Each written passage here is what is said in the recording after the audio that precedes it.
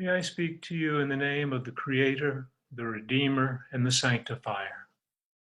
Amen. On this Good Friday, the absence of our normal gathering for its liturgical observance leaves me feeling bereft and challenged to convey the importance of this sacred day. Liturgical ritual is so full of imagery and action that stimulate our imagination and transport us to a different place, time, and frame of mind, that in its absence rather, words seem inadequate. Yet, even if we were able to gather physically to observe this Good Friday, the normal challenge of this day is how to make it relevant to a modern and relatively privileged audience. Usually I appeal to our imagination. Imagine you don't know how this ends. Suspend your knowledge of the outcome so you can visualize standing witness at the foot of Jesus' cross with Mary and her friends. Or if we are more self-aware and honest, imagine yourself like Peter and other disciples, fleeing the horror of it all.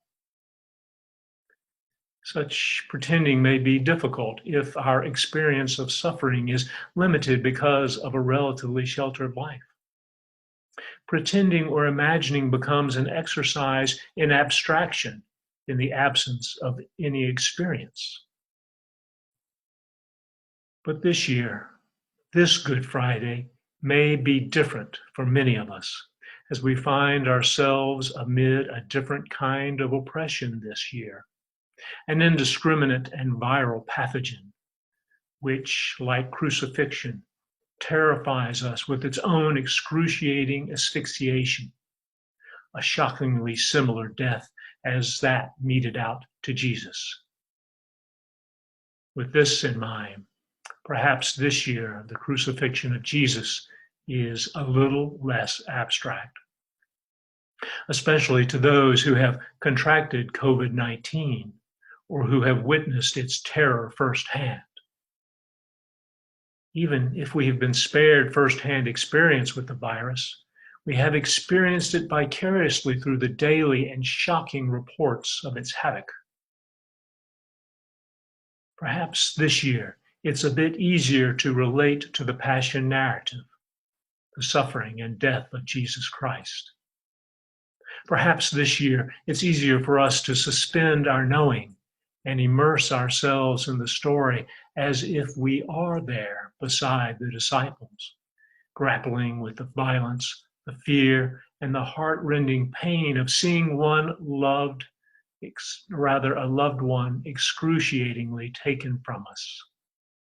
Not to mention the fear that we as his followers may be next. In an effort to imagine ourselves as being present with Jesus and his disciples on this eve of the Passover almost 2,000 years ago, let us revisit the night before Jesus' Last Supper with his disciples. At this supper, we encounter Jesus as teacher.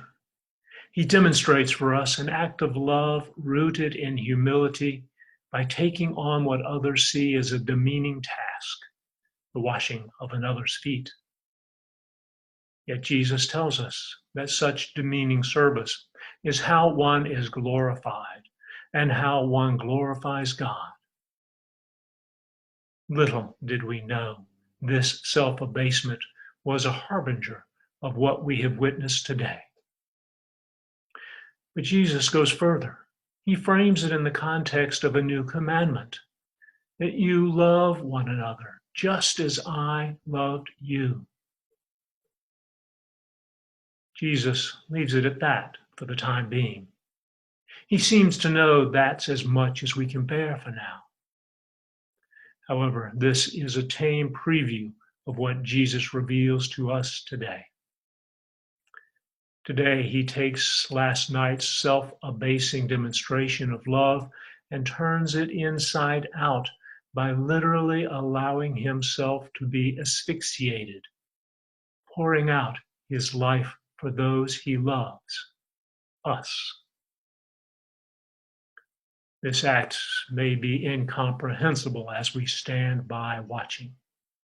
It doesn't jibe with our expectation. Even Pilate protests and tries to save Jesus' life. And none of us has the stomach to watch, except the Marys, the three women who seem to have the ability to love Jesus as he loves us. As we reflect upon our asphyxiated Jesus at this hour and for the day to come, let us suspend our knowing and imagine we have seen our teacher murdered and his body lovingly removed by two relative strangers, Joseph of Arimathea and Nicodemus, prepared for burial and laid in a tomb. For the moment, in the absence of adequate proof, imagine yourself in hiding, racked with grief and without hope. It is finished. So be it.